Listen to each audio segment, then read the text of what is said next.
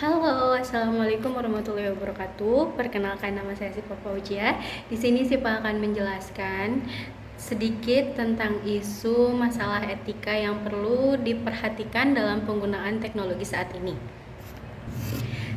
Sebagaimana yang sudah kita ketahui bersama bahwa perkembangan teknologi yang begitu berkembang ini telah berevolusi dan mengubah sebagian besar kehidupan kita. Adanya teknologi tentu dapat mempermudah kita dalam mengakses informasi, namun di sisi lain teknologi juga dapat berdampak negatif loh. Itulah alasan implikasi etika dalam penggunaan teknologi menjadi semakin penting dan perlu untuk diperhatikan oleh kita selaku pengguna digital. Nah, etika digital ini sangat disarankan bisa kita mengimplementasikannya dengan berkegiatan berteknologi untuk lebih bijak dan bertanggung jawab, serta lebih berhati-hati agar dapat meminimalkan masalah-masalah etika yang mungkin terjadi. Ada pula masalah etika yang paling penting dalam teknologi. Di dunia digital saat ini sedang dihadapkan dengan beberapa tantangan etika. Tantangan etika ada beberapa. Yang pertama adalah penyalahgunaan informasi pribadi. Yang kedua itu penyebaran informasi yang salah atau hoax. Nah, yang ketiga ini kurangnya akuntabilitas. Balik lagi ke yang pertama itulah penyalahgunaan informasi pribadi, di mana ini adalah salah satu tantangan etika terbesar pada masa yang serba digital ini. Hampir setiap hari kita melakukan aktivitas yang selalu menggunakan informasi pribadi, mau itu melalui online, sosial media, dan masih banyak lagi. Nah, karena ini secara tidak sadar data pribadi kita bukan lagi milik kita karena sudah dimiliki oleh pihak lain, gitu kan. Jadi kayak informasi tersebut bukan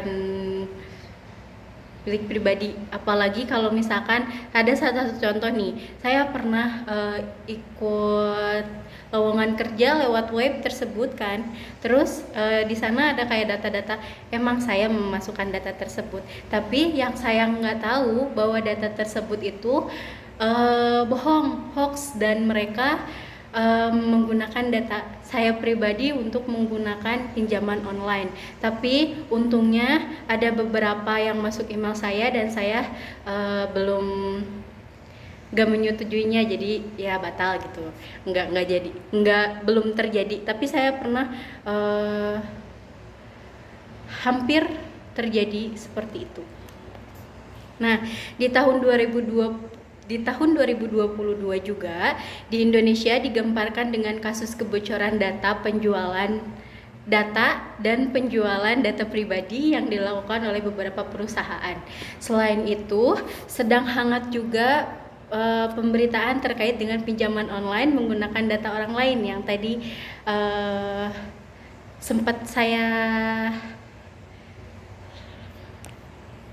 hampir saya rasakan, namun alhamdulillahnya belum terjadi.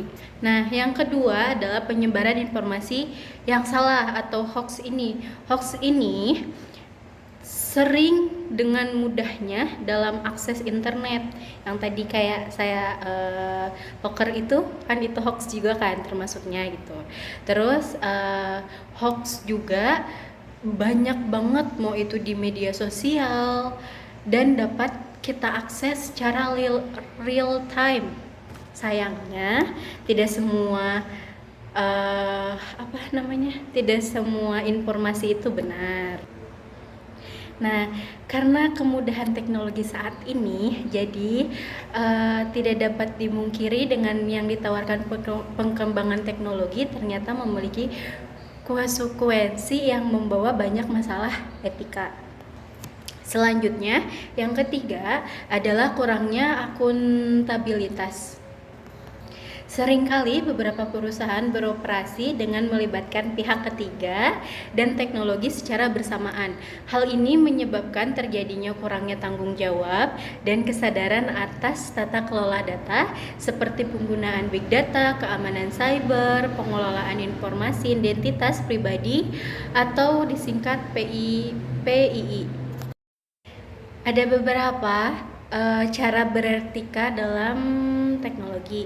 Yang pertama itu adalah etika dalam penggunaan data atau sumber daya. Data adalah sumber penghidupan dalam sebuah bisnis perusahaan yang dapat ditargetkan dalam strategi pemasaran. Namun, dalam konsekuensinya juga harus mengedepankan perkembangan etika yang memastikan keamanan data agar digunakan sebagaimana semestinya. Kedua adalah adopsi teknologi yang bertanggung jawab. Pengembangan inovasi baru dalam sebuah teknologi adalah salah satu cara untuk menjadi terdepan dalam persaingan dunia digital. Namun, pastikan penerapan teknologi baru sudah mengadopsi teknologi yang beretika. Contohnya, dalam satu konteks pengembangan model mesin learning penting untuk memverifikasi kesalahan dan integritas data yang digunakan. Prinsip ini termasuk penerapan dalam hal yang dikenal sebagai responsible AI. Ketiga adalah menciptakan budaya tanggung jawab.